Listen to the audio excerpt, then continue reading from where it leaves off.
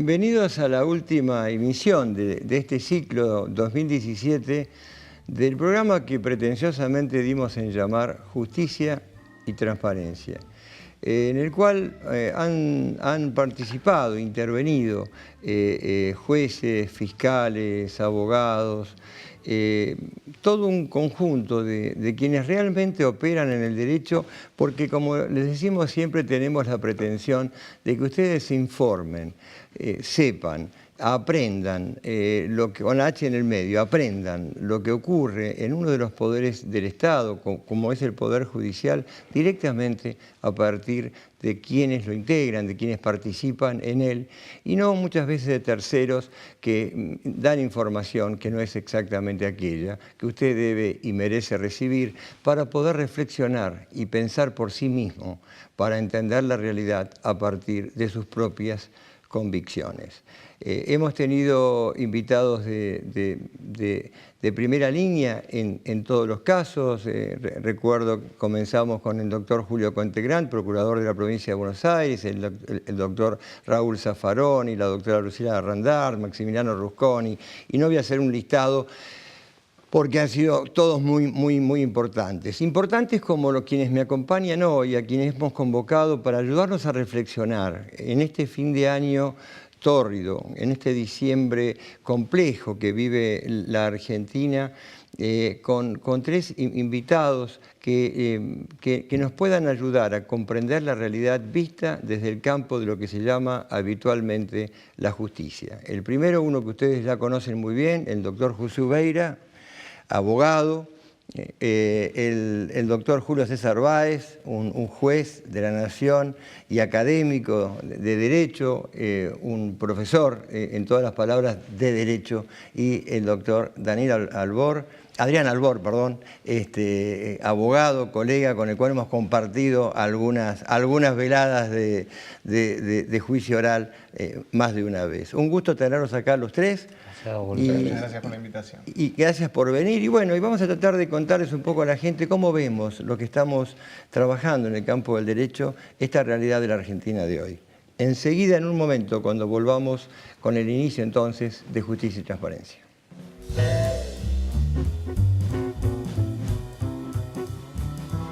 Auspician Justicia y Transparencia.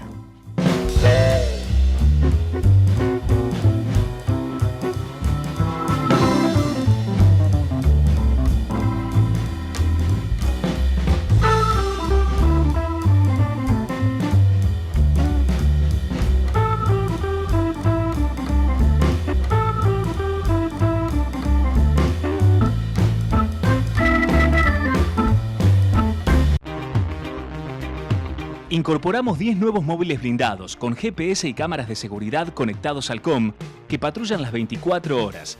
Ya llegamos a 80 patrulleros en San Martín. Municipalidad de San Martín.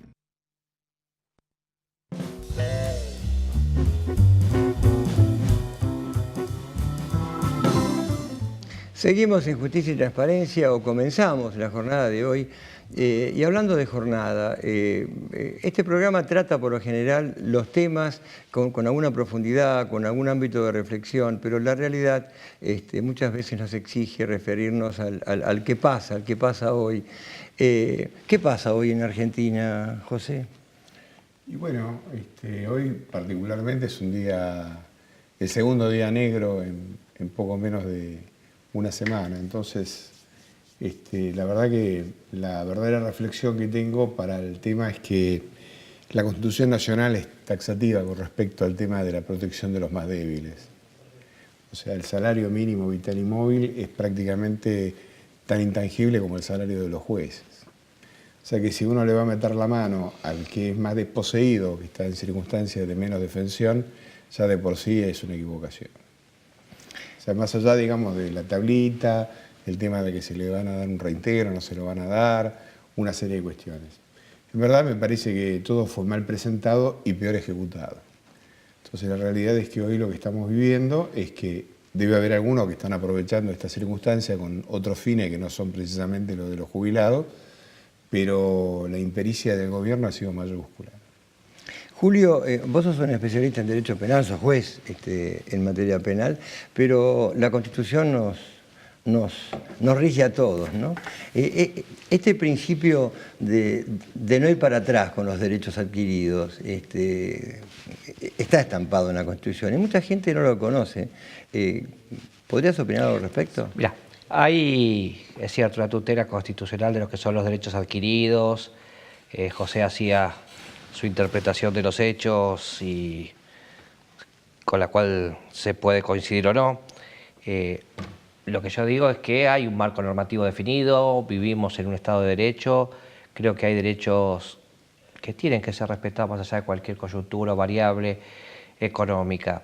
A diferencia de los distinguidos colegas que están en el panel, vos me presentaste, yo soy un juez de la Nación, preferiría no opinar sobre las cuestiones que son de público conocimiento, habida cuenta que entiendo que debe estar interviniendo un juez federal y por una cuestión de prudencia y eventualmente tener que intervenir si esto llegara a las instancias orales respecto de alguna persona en particular, preferiría quedarme para el fuero íntimo, que es lo que pienso respecto de esta situación que no deja de observarse, con preocupación obviamente, en los canales televisivos, pero bueno, por esta suerte de dédalo judicial puede eventualmente terminar conociendo sobre el fondo de un eventual proceso oral y me gustaría mantener recato en áreas de la objetividad y la imparcialidad, ¿no? Sí, Julio, proteger la imparcialidad de ustedes es proteger la Constitución, así que estamos de acuerdo,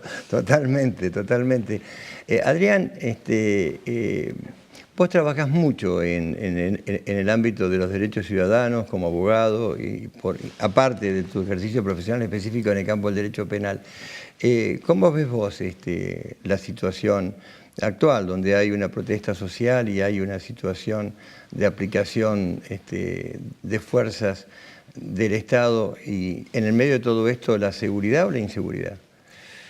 Bueno, quiero retrotraerme un poquito a la pregunta que hiciste recién acerca de esta cuestión de la progresividad en materia de derechos humanos, en cuanto a que es un principio constitucional que no se puede retrotraer. La conquista adquirida no se puede retrotraer, es un principio constitucional esto. Y estamos asistiendo a una situación en la cual se pretende modificar el sistema de movilidad de los aumentos, para hablarlo en criollo, que van a percibir los jubilados, que implica que ya un deterioro de una 12ª parte del haber que le correspondería a partir de marzo próximo. Y esto ha generado, por supuesto, la gente cuando pierde derechos protesta. Esto ha generado airadas protestas que están, la protesta también ejercida de manera regular, es un derecho constitucional y yo me atrevería a decir que es de los principales derechos porque sin la protesta no se adquieren los otros derechos. Entonces, hay comunicadores sociales que pretenden sostener que la gente debería mansamente tolerar, digamos, casi una traición de lo que son los legisladores. Los legisladores son nuestros representantes y tienen que representar nuestros intereses en el Congreso.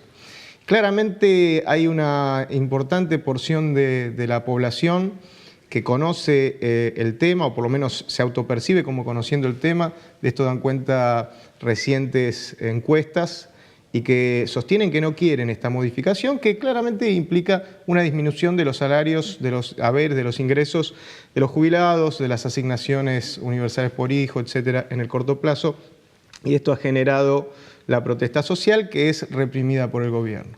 Yo, por supuesto que lo que digo es mi propia opinión, no pretendo que trascienda a la persona de los distinguidos doctores que tengo acá al lado mío. Entiendo que estamos enmarcados en un programa económico que va a significar la detracción de muchas conquistas que nosotros consideramos que estaban afianzadas y que no se iba a volver nunca para atrás. Y esto genera naturalmente la protesta social y esto genera que el gobierno vea la necesidad de reprimir la protesta social. Entonces entiendo que esto se va a naturalizar lamentablemente en el tiempo. Ahora, en lo que nos atañe a nosotros como operadores del campo del derecho, lo que quiero decir, evidentemente, la vez pasada en unos programas estuvo el doctor Zimmerman, que publicó un libro en materia electoral, y donde una de las cosas que planteó es cómo ha quedado atrás en el tiempo la idea de la plataforma electoral. Es decir, cuando se presentaba elecciones, un partido decía, nuestros postulados son estos, y lo que se votaba era aquello que estaba establecido como principios en la plataforma. ¿Qué ocurre cuando ya prácticamente no se habla más de plataforma? Yo creo que era chico cuando se hablaba de eso y lo que se habla ahora es más de una imagen televisiva. A lo que apunto es, acá aparece el Poder Judicial, ¿no, Julio? Es decir, y no estoy entrando en el ámbito tuyo penal, sino en el ámbito del Poder Judicial como poder del Estado, en el sentido de poner las cosas en su lugar desde el punto de vista de la Constitución, de la justicia, de los pactos, de los tratados, en las garantías ciudadanas. Porque puede haber decisiones legislativas que no son aquellas que son las esperables por ahí por la mayoría, o por la letra constitucional, y ahí aparece el Poder Judicial, ¿no? Sí, el Poder Judicial primero es un poder contramayoritario, este sistema de designación que tenemos nosotros, que tenemos una representación indirecta, porque por un lado nos designa el presidente, por suerte, previo paso por el Consejo de la Magistratura con el sistema de concurso, con lo cual ha permitido mejorar la calidad de los jueces que se designan, más allá de que todavía haya algún engranaje que aceitar. Y nos da el acuerdo el Senado que tiene representación de todas las provincias, ¿no? Con lo cual tenemos una representación indirecta. A la par somos una suerte de poder contramayoritario, como yo te decía antes, porque tenemos que de alguna manera ser legisladores negativos en materia de justamente propiciar la constitucionalidad de las leyes. El Poder Legislativo, el Poder Judicial, perdón, tiene como función primaria, además de ser un poder del Estado, además de la Corte Suprema ser la cabeza del Poder Judicial de la Nación, controlar cómo se adecúa toda esta legislación, que puede gustar o no, que son actos políticos, sobre los cuales no nos podemos despachar los jueces, con la constitucionalidad. Después podemos de la norma. Después nos puede gustar o no el sistema de control constitucional actual, el sistema difuso, por lo cual en el caso concreto los tribunales inferiores, en definitiva la Corte como intérprete final de la Constitución, hace o no la adecuación de tal norma. Podríamos buscar un sistema desconcentrado como puede ser el sistema francés, que tiene un órgano específico para la elaboración de la constitución de las normas, pero hoy se le confía al Poder Judicial. El Poder Judicial tiene que ser un garante de los derechos de los ciudadanos. Tenemos que hacer nuestra este depósito que nos da la ciudadanía en materia de tutelar sus derechos, más allá de la coyuntura de turno, del gobierno de turno o de la opinión política, partidaria o de los medios de turno. La Constitución es clara, o es bastante clara, en cómo se deben regular o adecuar las normas. Está en cada uno de nosotros, es un desafío de cada uno de nosotros hacerlo para un lado o hacerlo para el otro. Mi norte es la Constitución Nacional, después cada uno responderá por sus actos o sus interpretaciones. Como decía Fay, los hechos son sagrados, las interpretaciones son libres. Cada uno interpretará la norma, en el caso concreto, de acuerdo a sus principios, a su leal saber entender, pero siguiendo estos parámetros básicos, que es un Estado de Derecho. El día que entendamos esto, vamos a tener un Poder Judicial mejor, una relación interpoderes mejor, un mosaico de división de poderes mucho mejor, como se encargó la Corte de decirlo en el conocido fallo Rizzo, donde había un poder establecido en 3 departamentos definidos. Yo le agrego un cuarto, que es el Ministerio Público Fiscal, el Ministerio Público en realidad Fiscal y de la Defensa, que a partir del 120 es un verdadero cuarto poder. Con cada uno tiene sus funciones definidas. Cuando cada uno adapte su actuación, adecue esa actuación al marco normativo, vamos a tener un país que va a ser un poco mejor. Vamos a salir, yo lo digo en reiteradas oportunidades, de esta anomia que nos enseñó Carlos Ninos, jurista desaparecido, donde está en nosotros, porque está en nosotros, en todos nosotros, la aparición de una norma y buscar el atajo, el efecto rápido, la forma de llegar más a tiempo para violar la norma. Cuando subordinemos nosotros nuestras conductas al Estado de Derecho, vamos a tener un país que de a poco va a empezar a andar. Mientras no lo tengamos, tenemos una deuda pendiente con la democracia y con la sociedad. Porque en definitiva, José, un juez laboral que de primera instancia, que toma la decisión de declarar inconstitucional, por ejemplo, una determinada norma, un juez de cualquier ámbito administrativo y demás, se consagra en serio ahí, ¿no? En el campo de batalla, la división de poderes, siguiendo lo que decía Julio, ¿no? Sí, yo... Sos más escéptico. Sí, siempre soy escéptico. Sí, ya te conozco. Me encantaría... esto que acaba de decir Julio es una declaración de principios extraordinaria. Pasa que Argentina yo tengo 63 años, desde que nací hasta el día de hoy es un país que no tiene plan.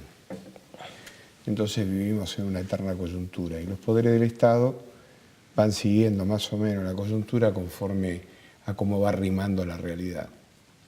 Y un país sin plan no tiene solución. ¿Por qué? Porque los alemanes en un momento determinado decidieron hacer una cosa determinada, tienen 10 principios de los cuales gobierna quien gobierne, son respetados, funcionan así, tienen un plan. Y nosotros vivimos surfeando la ola, como dice Pino Solana.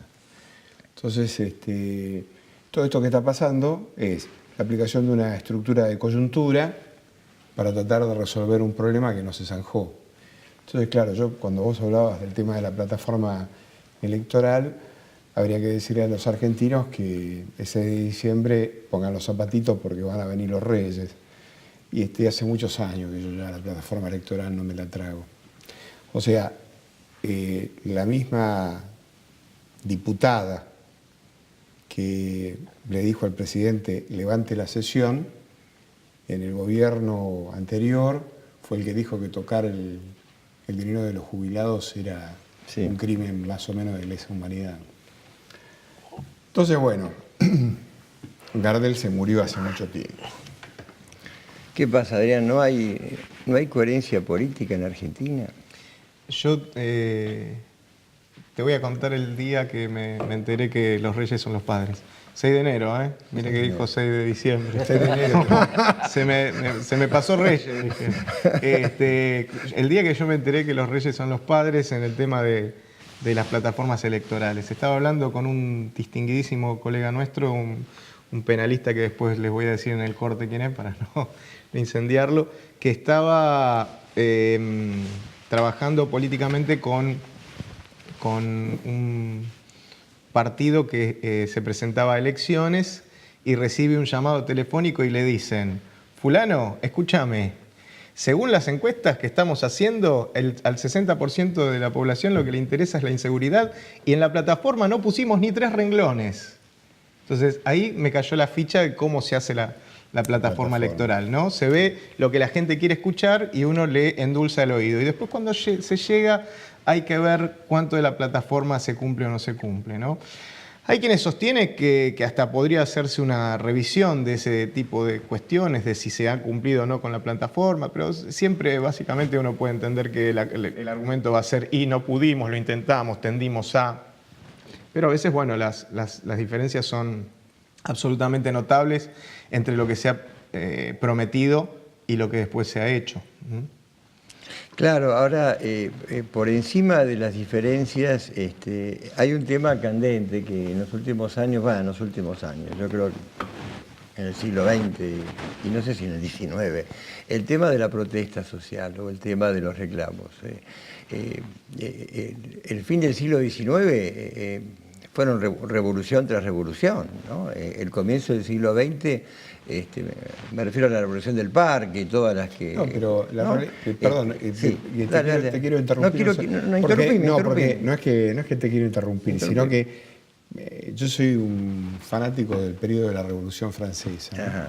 Entonces, no debe haber un momento de la humanidad donde se hayan juntado 20 cerebros más importantes en cuanto al tema de cómo se iba a diseñar el mundo para el que vivimos actualmente, ¿no?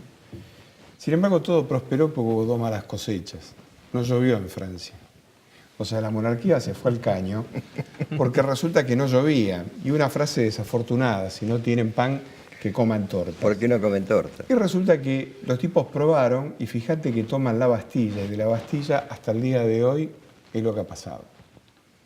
Entonces, las revoluciones, claro, después leímos a los filósofos, la Ilustración, nos llenamos la boca de Diderot, Voltaire, ¿no? Rousseau, pero eso viene después, cuando escribimos en la letra los derechos humanos, los derechos civiles del hombre y una cantidad de cosas. Pero los verdaderos actos revolucionarios generalmente se incendian con un problema del estómago. Y el político que no tiene claro cuál es la esencia, digamos, del pueblo para el que gobierne, cuáles son las necesidades de la misma, le podés poner 500 kilos de derecho que no resuelve absolutamente nada. En verdad, yo, como tengo un claro pensamiento marxista, siempre digo que el derecho es el del que los mandan, el que manda. Y en última instancia, los derechos populares y las estructuras populares caducan cuando la realidad te pasa por encima. Entonces, lo que está pasando, independientemente de quién lo aproveche o la coyuntura, que no voy a entrar porque aparte no quiero comprometer a un amigo mío que es juez, que está sentado acá con nosotros, es que fundamentalmente hace rato que venimos detrás de la realidad. Y finalmente, sobre todo en el edificio de Comodoro Pi, ya lo hemos hablado, se trabaja sobre una coyuntura y no sobre el derecho.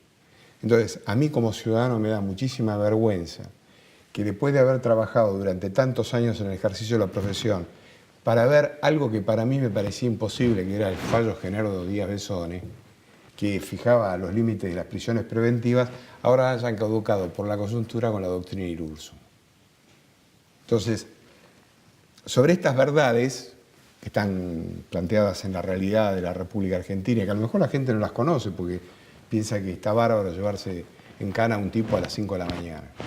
Pero está mal.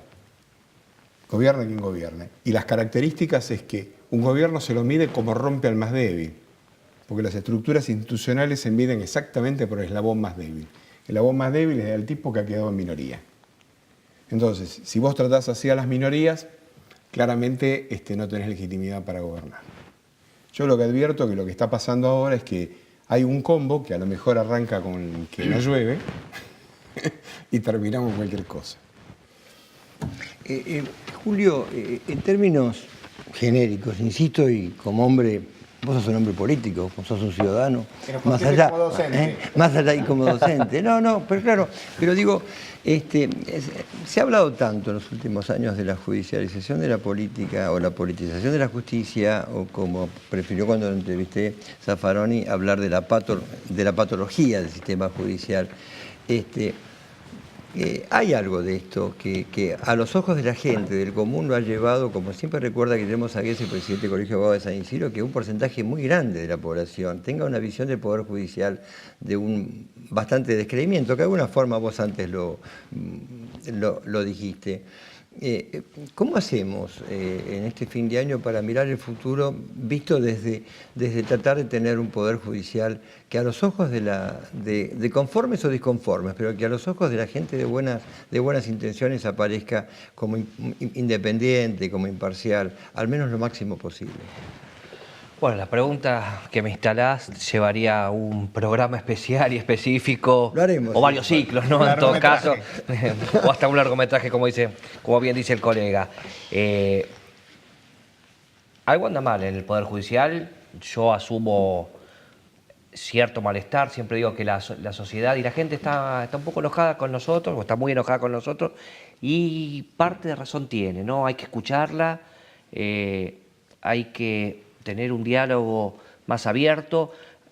Yo siempre digo que el Palacio de Justicia, donde yo me desempeño, no es un castillo medieval donde se pueden desplazar un conde, un vizconde, un emir o un rey, sino justamente es un lugar donde asistimos personas comunes de carne y hueso, que además, en lo personal, yo tengo la concepción de que somos empleados de la gente. A nosotros la gente nos paga con sus impuestos. Servicio de justicia. Un servicio de justicia, y nosotros somos los prestadores de un servicio de justicia, con cierto respeto obviamente hacia los letrados, hacia las partes, donde nos instalan un conflicto que nos tenemos que dirimir. Esta es una única función del juez. Tenemos que vivir de manera austera, y cuando digo de manera austera no solamente apuntando a un acto venal, a un acto funcional, sino que en todos los actos de nuestra vida tenemos que ser austeros porque la gente nos está remunerando con sus impuestos y con su peculio. Es una detracción de su riqueza que viene hacia lo que viene a conformar nuestros salarios. Y tenemos que dar una mayor entrega en todo lo que hacemos. La gente está enojada y tenemos que darle alguna respuesta y escucharlos más. Tenemos muchas falencias en el Poder Judicial, algunas propias, que las hacemos cargo, y algunas que son exógenas, poco presupuesto, mala distribución de la asignación de recursos, y tenemos que acercarnos más a la gente, esto es cierto. Tenemos que escucharnos, como dice el Santo Padre, escuchar al otro, escuchar cuál es la demanda y no pensar que somos una casta superior o que somos una suerte de iluminados que estamos arriba en el atril, superior a las partes. Yo te doy un ejemplo. En mi tribunal lo que hice es abolir esa tradición que cuando entra el juez se para. Todo el mundo sentado porque entra un servidor de todos.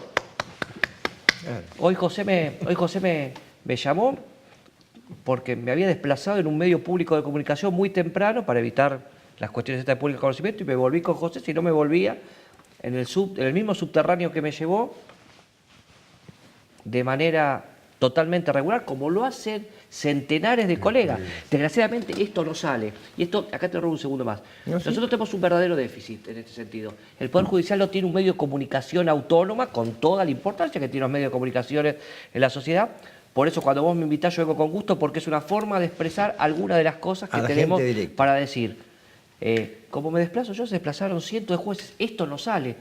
Esto es como, en el mundo hay 10.000 vuelos que aterrizan normalmente. Basta que haya uno que sea una catástrofe para que esto salga en la tele. Basta con que haya una abeja descargada en el sistema, que la hay, sin duda que la hay, para que termine de pudrir a la manzana de todos los demás. Totalmente. Y digo una cosa, esto a favor de los jueces. El propio sistema los va expulsando, tarde o temprano los va expulsando. Son los propios anticuerpos del sistema los que generan el rechazo de esta oveja descarriada. Yo tengo mucha administración de justicia. De los jueces que yo trabajé cuando era empleado, cuando era secretario, ninguno fue corrupto. Era gente que vivía de su salario. Esto aprendí yo. Yo vivo de mi sueldo y muchos de mis compañeros viven de su sueldo. Yo doy el ejemplo de mis compañeros de tribunal, el doctor Calvetti y la doctora Bloch. Tenemos un mismo nivel de vida, un mismo nivel de comunicación y un mismo nivel de desplazamiento en la que como cualquier empleado del gobierno. Nos manejamos en transportes públicos o eventualmente en nuestro auto. Basta de estos séquitos de autos, estos séquitos de funcionarios, esta tremenda cantidad de custodia. Señores, desplacémonos con gente carne y hueso porque además no tenemos nada que ocultar. No tenemos que andar escondiendo dónde están los uniformes. Sin perjuicio, naturalmente, que en alguna investigación puntual, en materia de algún delito importante, en materia de banda, en materia de narcotráfico, haya que darle una custodia puntual al funcionario. Esto no tiene que ser la regla, tiene que ser la excepción. Yo camino por la calle muy libremente y me manejo los transportes públicos y aprendo de la gente que está en los transportes públicos. Gracias, José. No, esto es fundamental y lo de pararse. Yo siempre digo que la Asamblea del año 13 no llegó a la Argentina, al menos en el Poder Judicial. En México se llama ciudadano juez a los jueces. Ciudadano presidente, ciudadano senador y ciudadano juez. En los escritos, ¿no? Yo decía, ¿qué es esto, doctor? Le pregunté al juez mexicano, sé juez, ciudadano. Yo soy ciudadano juez. Tenemos que tener también con esto del lenguaje porque tiene que ver... Buenos días, su señoría, Mantantiro Lirulá. Claro. Bueno, eso mi tribunal lo hemos abolido directamente. Somos un empleado al cual le dan una función importante de dirimir un conflicto entre las partes, con el respeto a los letrados, porque esto está en la propia legislación que dice que los abogados en el ejercicio de su función tienen el mismo trato de magistrado, con un respeto, intercambio de ideas, cada uno expone su caso y uno toma una decisión que puede gustar o no gustar.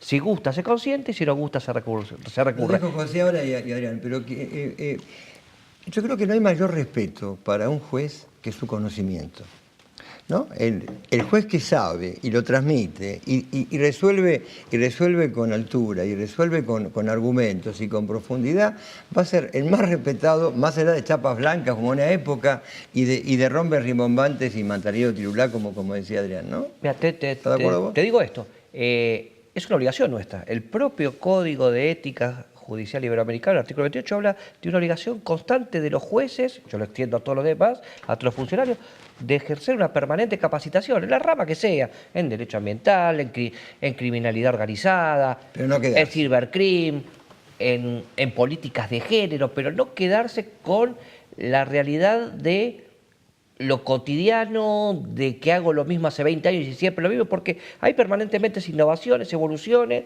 que tenemos que estar abiertos a escuchar y tenemos que ser receptivos de todos los cambios. Insisto, aprovecho esta oportunidad porque hay muchísimos jueces honestos, probos, trabajadores, que se quedan no hasta las 3:30, como se pretende extender el horario, decisión que va a tomar en definitiva la Corte Suprema de Justicia y sobre la cual no quiero opinar, pero que se quedan largamente después de las 3:30 de la tarde. Y esto lo sabe, basta uno que se vaya a las 12 del mediodía a jugar al golf para que esto salga en todos los medios, y esto no sale. Es verdad eso. Lo dejamos a José Oveira con ganas de decir, por un momento, porque vamos a un corte y seguimos en un momento en Justicia y Transparencia.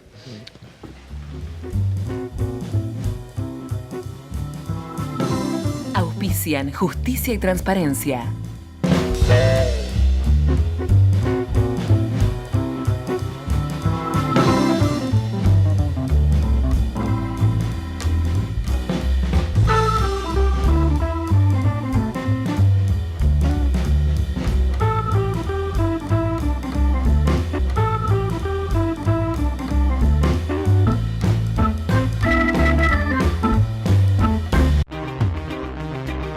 Incorporamos 10 nuevos móviles blindados con GPS y cámaras de seguridad conectados al COM que patrullan las 24 horas.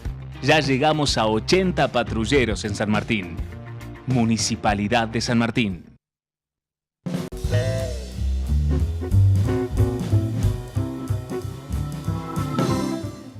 Seguimos en Justicia y Transparencia y recién, José, estábamos hablando de esto de la Asamblea del año 13, ¿no? De los jueces a la vieja usanza, ¿no? Un poco monárquicos.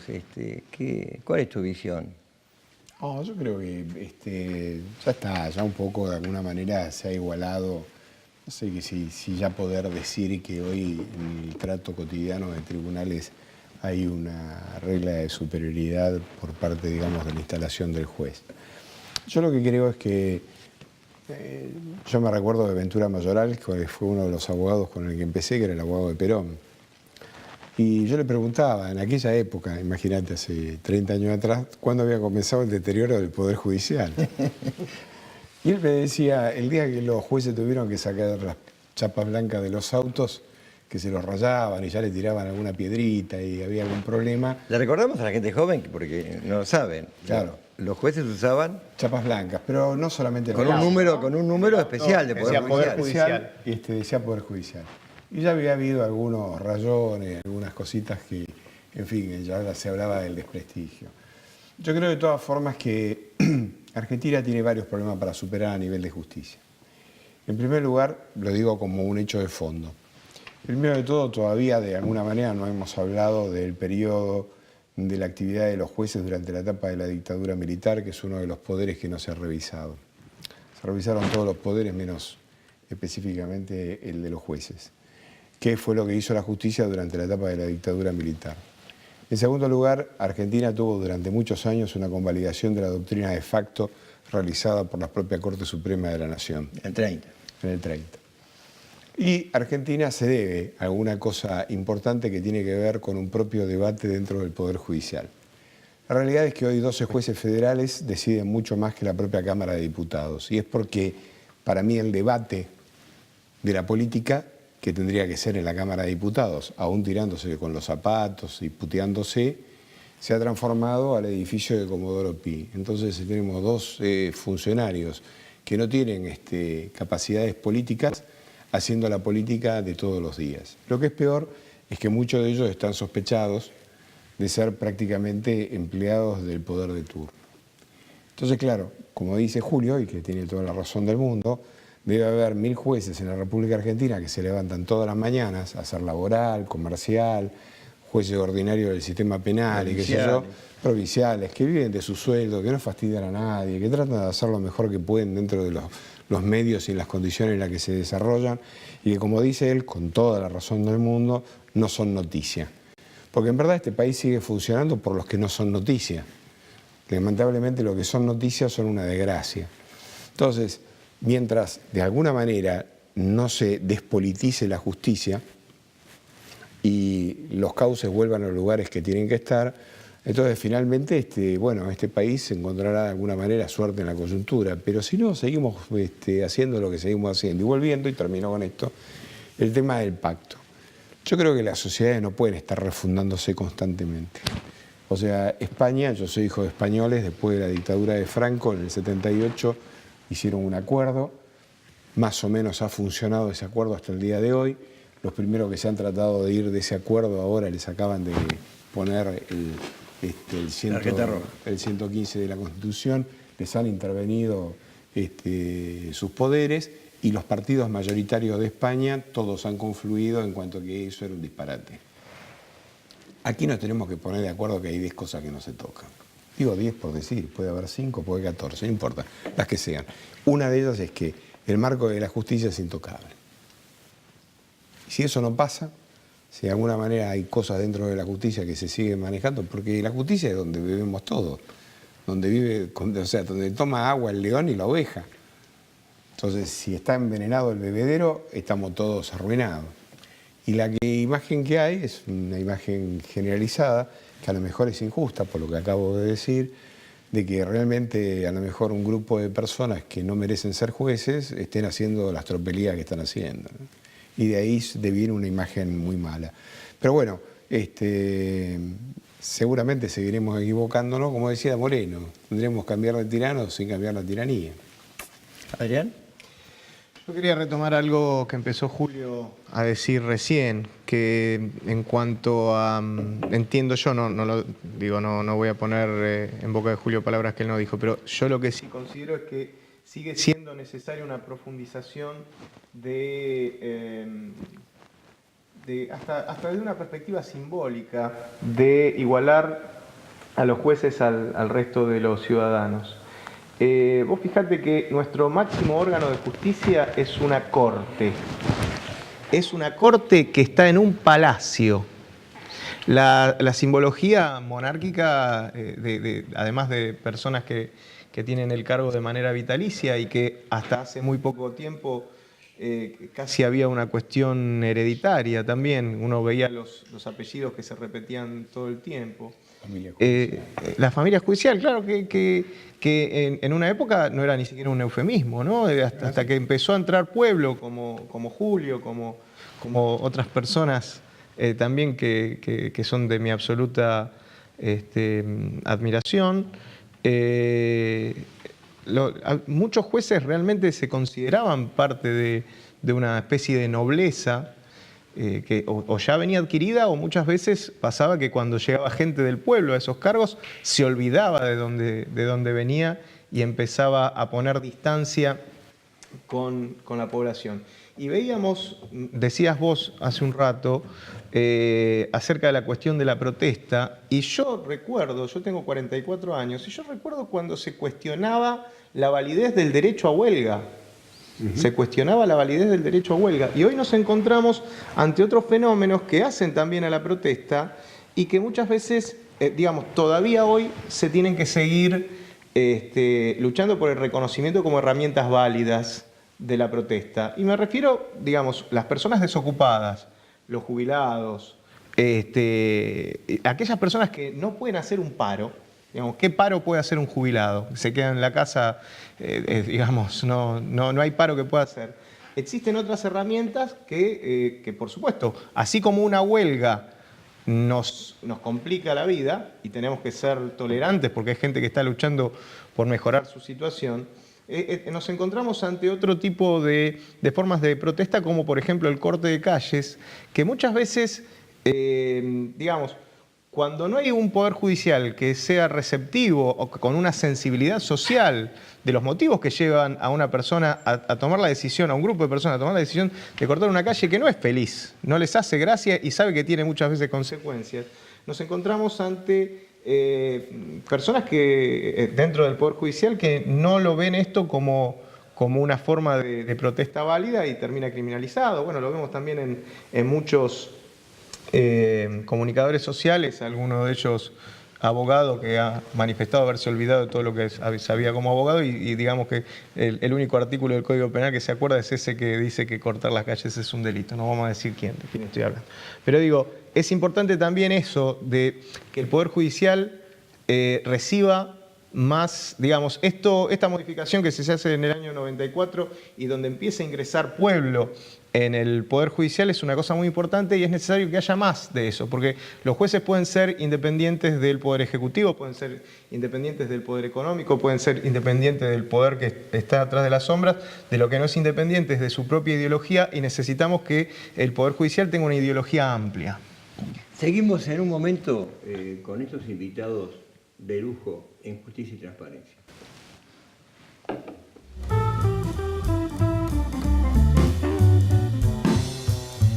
Justicia y Transparencia.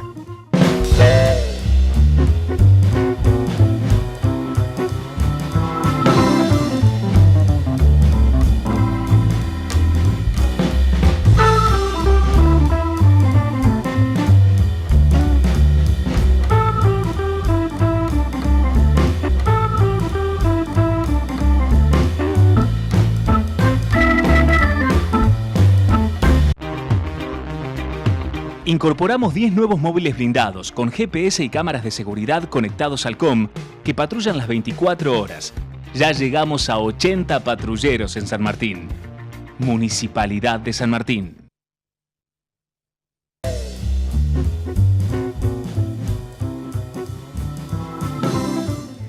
Seguimos en este programa de fin de año con el doctor José Ubeira, con el doctor Julio César Báez y con el colega, el doctor Adrián Albor.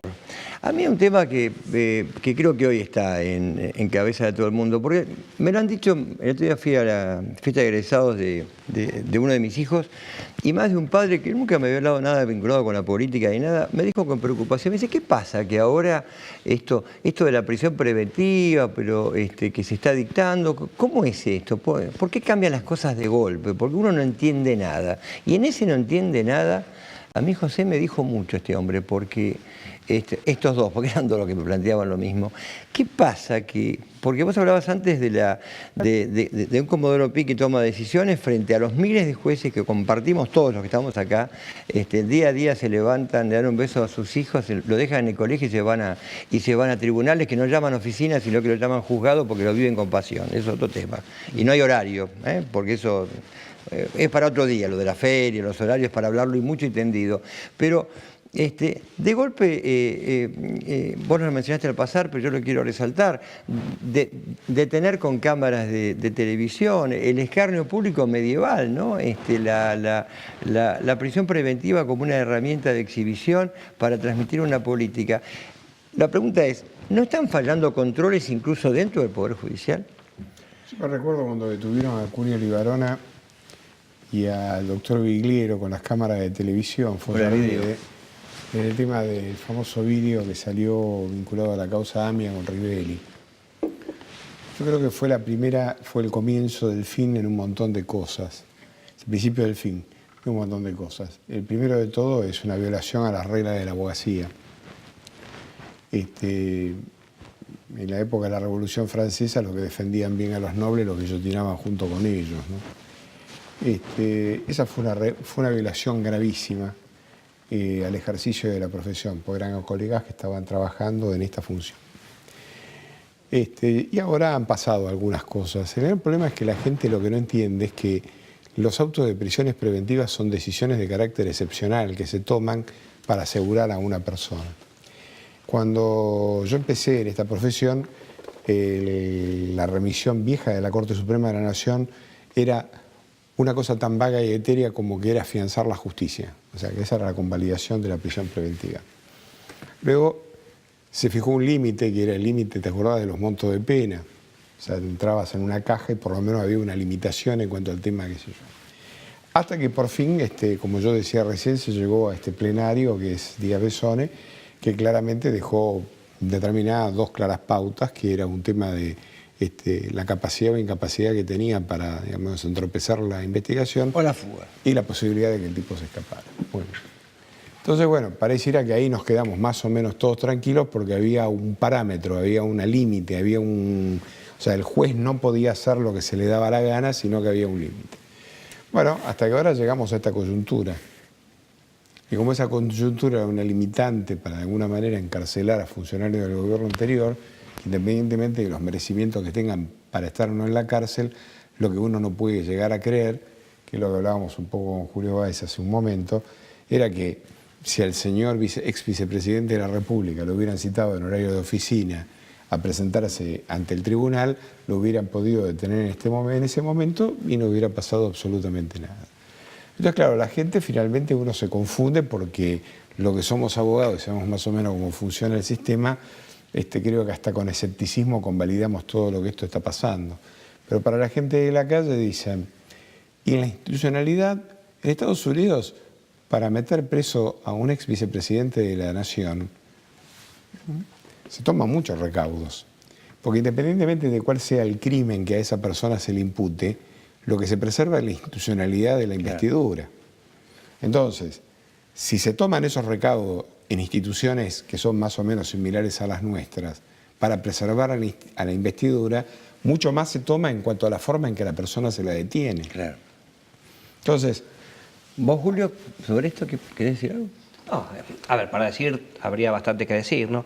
El plenario Díaz Besone dio un marco de institucionalidad. Yo este argumento de la pena en expectativa nunca fue santo de mi devoción, porque yo siempre digo que dentro de los derechos constitucionales, además de la pena expectativa, está la absolución en expectativa. Es decir, la persona que está imputada tiene una expectativa de absolución, con lo cual nunca me gustó este tema de el monto de la pena como posible forma de elusión. Pena amenazada.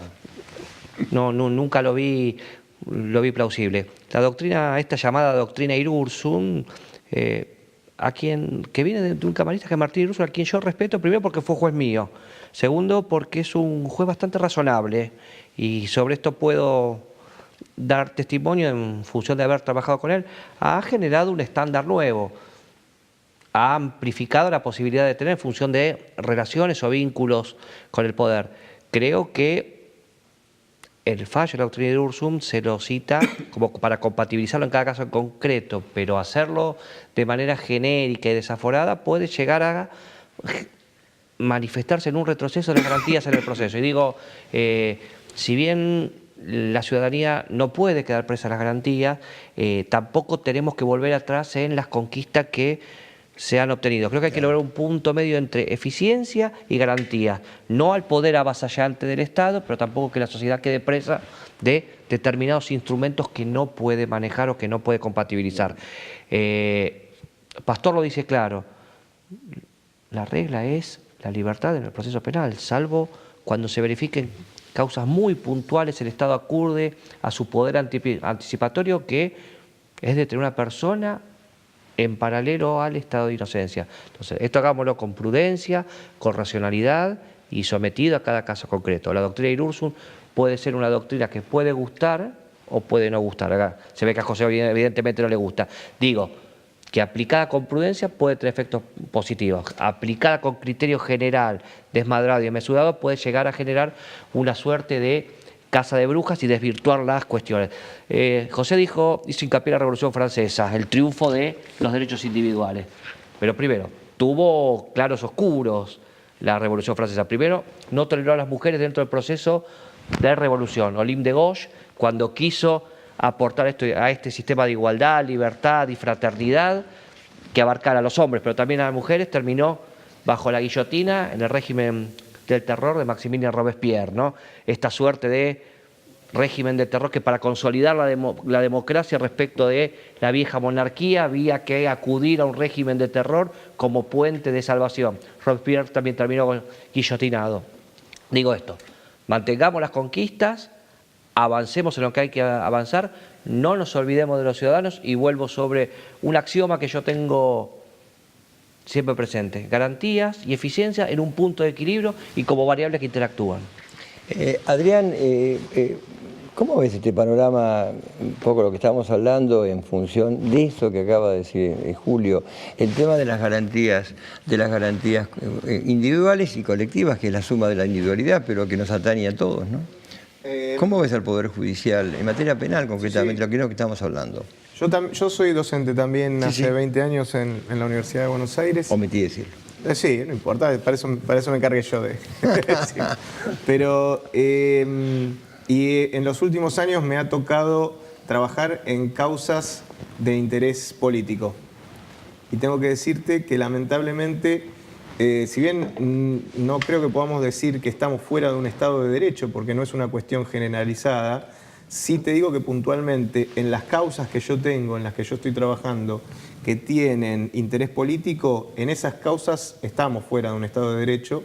Me toca lidiar con resoluciones que prescinden totalmente del derecho vigente en nuestro país. Me tocan resoluciones donde, digamos, puntualmente algunos jueces solamente aplican el derecho cuando coincide con lo que quieren hacer, sino prescinden totalmente de él.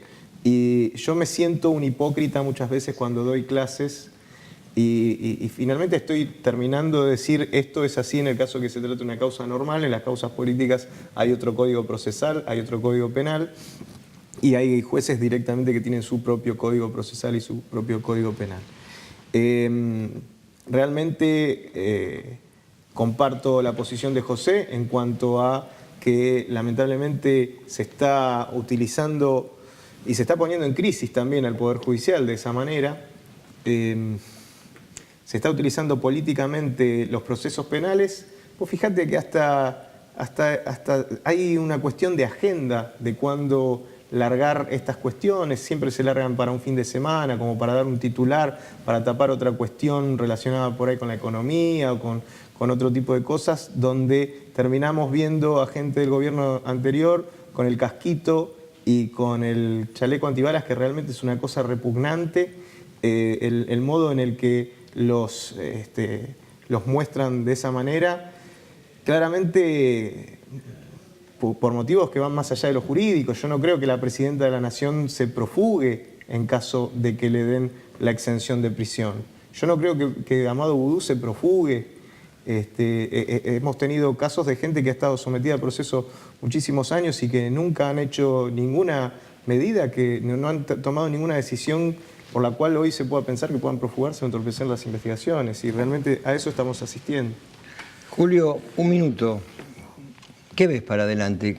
¿Qué tenemos que mejorar el Poder Judicial? Un minuto, Julio, porque me están matando. En un minuto. Tenemos que mejorar muchísimo. Tenemos que escuchar a la sociedad, tenemos que aumentar la contracción al trabajo, tenemos, como decía el cardenal Bergoglio en su famosa homilía del 25 de mayo del 2003, que nos costó después la federalización del TEDEU, ponernos la patria al hombro, trabajar todos juntos en objetivos comunes, como dijo José, 4 o 5 objetivos comunes, ponernos de acuerdo y marchar directamente hacia ellos.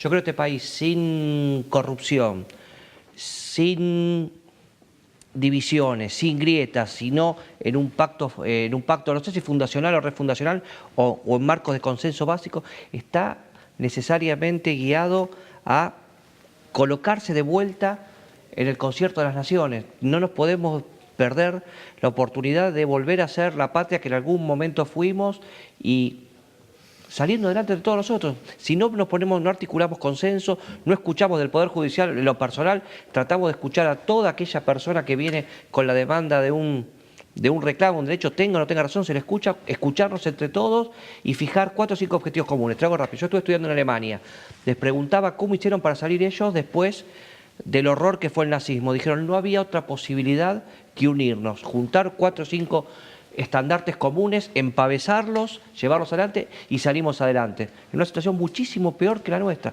Juntémonos, escuchémonos y este país está, no sé si condenado al éxito, pero sí para estar un poco mejor. José. Bueno, yo para amargar la tarde y excluyendo a los colegas, voy a decir algo bien concreto. Yo eché al juez Bonadío de la causa AMIA por haberme mentido en cuanto a que trabajaba con el señor Corach. El fiscal de la causa, Nisman, lo denunció a Bonadío, a los 2 Corach, a Carlos y a Maximiliano, ante el Juzgado Federal de Servini y Curia. Lo mandaron al Consejo de la Magistratura por la planteo por haberme mentido. El Frente para la Victoria le dio los votos para mantenerlo como juez federal. Ahora está persiguiendo en una cacería a traidores a la patria. Y tiene un canceroso al cual la corte de Gabrieli le dio el pase a su padre durante la época de la dictadura para irse a Israel y a él le niega la excarcelación. Ese es el resumen de la justicia federal en el día de hoy.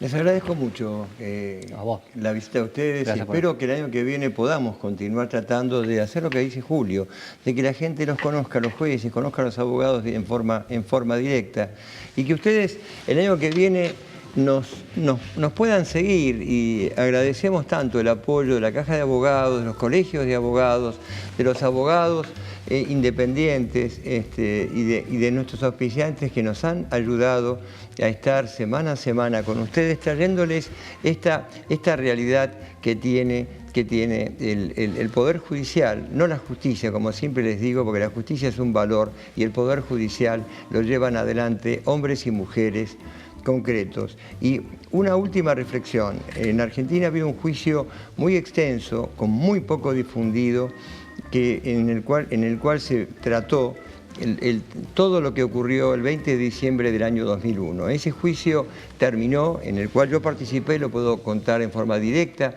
entre otras cuestiones, con una condena a un jefe de la Policía Federal y una condena a un secretario de Seguridad, más a otros funcionarios públicos. ¿Por qué lo digo? Porque es bueno tener presente que el Poder Judicial tardó mucho en resolver, pero finalmente resolvió. Y esto lo digo para convocar a una serena reflexión a aquellos que tienen que tener el brazo armado dirigido a un pueblo que por ahí protesta con derecho y que debe ser tratado como lo que son, ciudadanos. Hasta el año que viene, en Justicia y Transparencia.